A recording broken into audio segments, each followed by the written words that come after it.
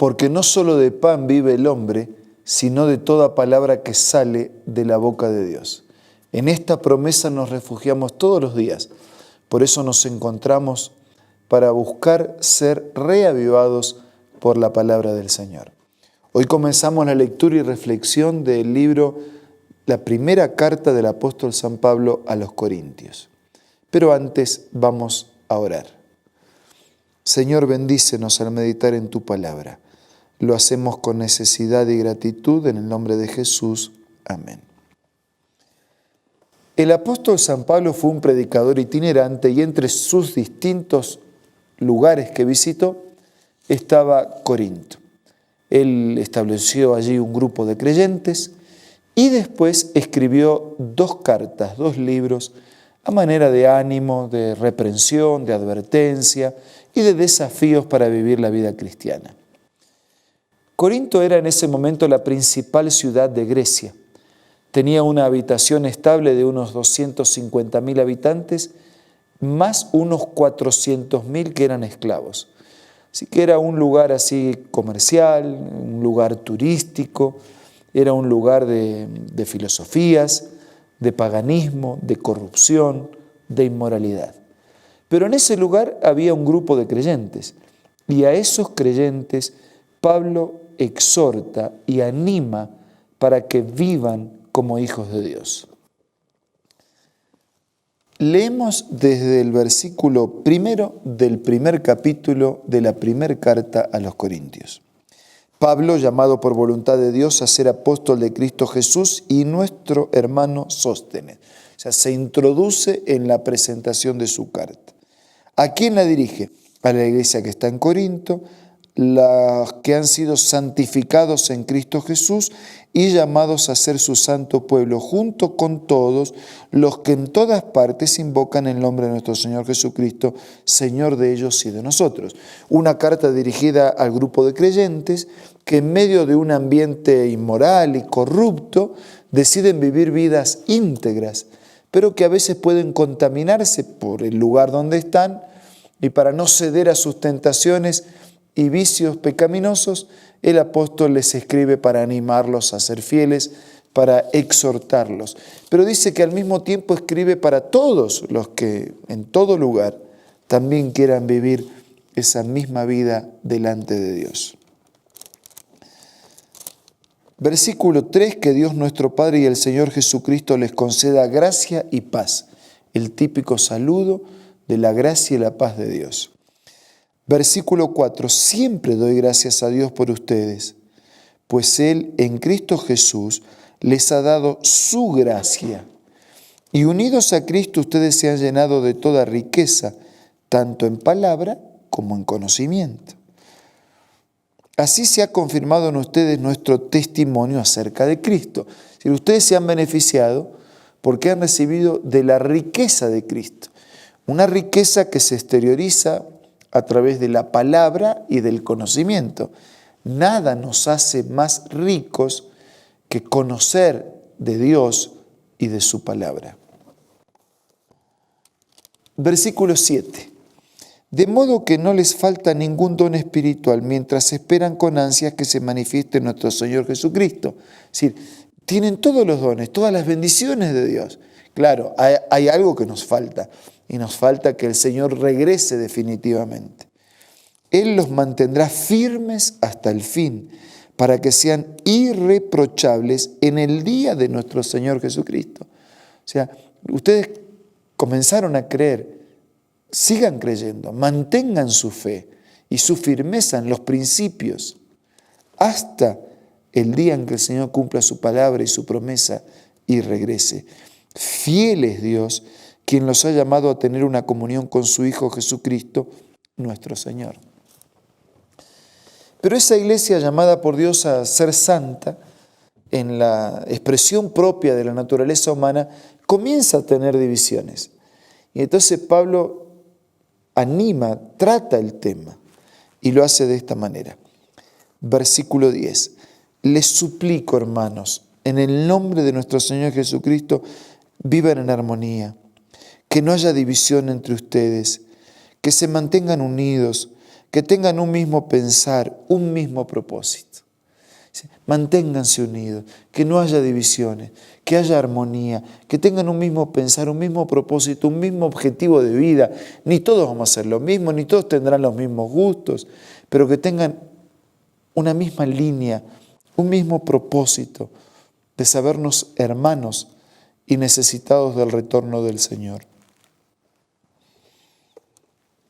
Versículo 11. Digo esto, hermanos míos, porque algunos de la familia de Cloé me han informado que hay rivalidades entre ustedes. Me refiero a que unos dicen yo sigo a Pablo, otros yo a Apolos, otros yo a Cefas y otros dicen yo a Cristo. Y Pablo dice, ¿cómo es que yo soy de este, yo soy del otro? Somos de un equipo, de un partido, ¿de qué? Versículo 13. Pablo pregunta para que reflexionen. ¿Cómo? ¿Está dividido Cristo? ¿Acaso Pablo fue crucificado por ustedes? ¿O es que fueron bautizados en el nombre de Pablo? Gracias a Dios que no bauticé a ninguno de ustedes excepto a Crispo y a Gayo, de modo que nadie puede decir que fue bautizado en mi nombre. Bueno, también bauticé a la familia de Estéfanas. Fuera de esto no recuerdo haber bautizado a ningún otro, porque Cristo no me envió a bautizar, sino a predicar el Evangelio. Y esto sin discursos de sabiduría humana, para que la cruz de Cristo no perdiera su eficacia. Dice, pero ¿qué? Porque a mí me bautizó fulano. Pero el bautismo es un instrumento, es un recurso, es seguir la voluntad de Dios. Pero si lo hizo Pablo, lo hizo Apolos, lo que importa y lo que vale en el bautismo y en todos los demás temas es que Cristo llegue a ser real en nuestra vida y su palabra llegue a ser suprema. Versículo 18. Me explico. El mensaje de la cruz, dice, es una locura para los que se pierden. Cuando alguien cree, este está loco. Claro, si es así, dice, si el mundo considera que es una locura, para ellos que se pierden es una locura.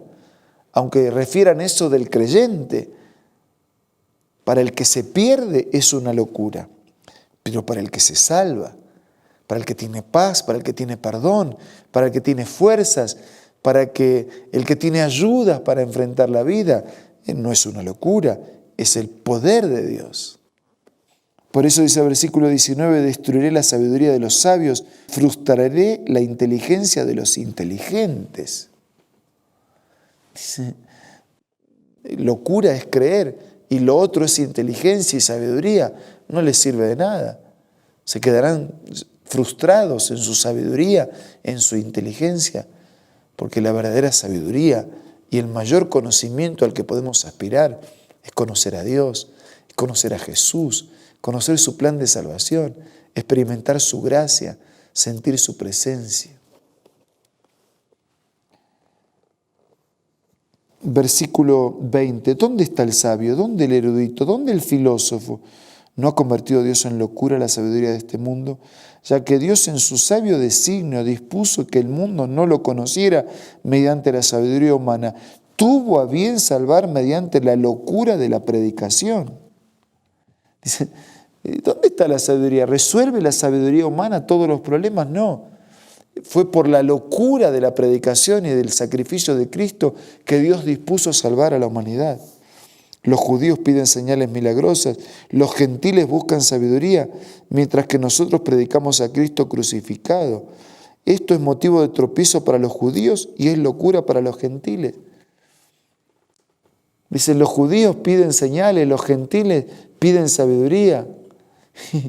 Y no es ni por la sabiduría de los gentiles, ni por las señales de los judíos, sino por la locura de la predicación, de la muerte de Cristo.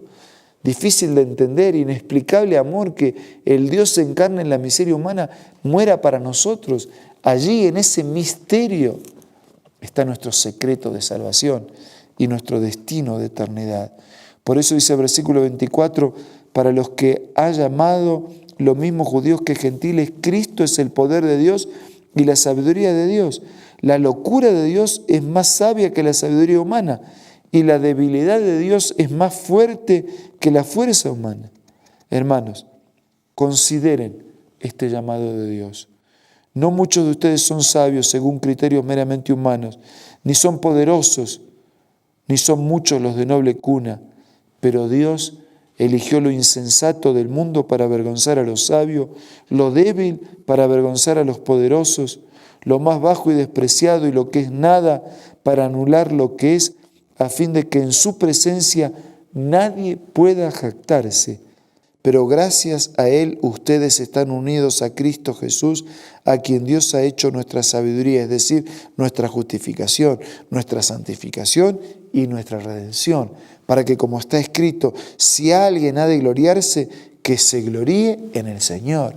No es por nuestra sabiduría, no es por nuestra fuerza, no es por nuestra aparente inteligencia, no es por nuestros recursos, no es por nuestros títulos ni por nuestro intelecto. Es por Jesús, es por su gracia, es por sus méritos, es por su muerte, es por su vida. Él es nuestra sabiduría, Él es nuestro conocimiento, Él es nuestra justificación, Él es nuestra santificación, Él es nuestra redención, Él es nuestra esperanza, Él es nuestro pasado, nuestro presente y nuestra eternidad. Por eso te pregunto, ¿no será que vale la pena confiar totalmente nuestra vida a este Dios? Yo quiero hacerlo. ¿Y usted? Vamos a hablar con Dios a través de la oración.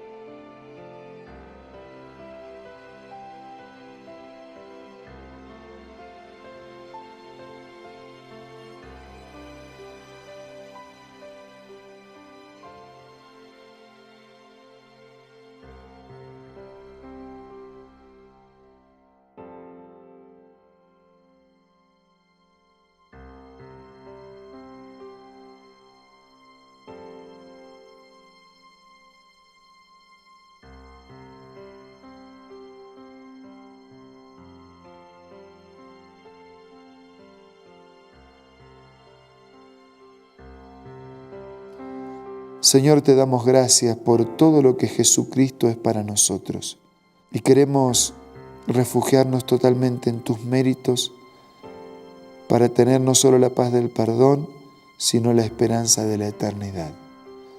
Bendice a todos nuestros amigos y hermanos. Abraza a cada uno de manera especial en este momento. En sus luchas, en sus preguntas, sus problemas, en sus miedos, en sus desafíos. Todo te pido y todo te agradezco en el nombre de Jesús. Amén.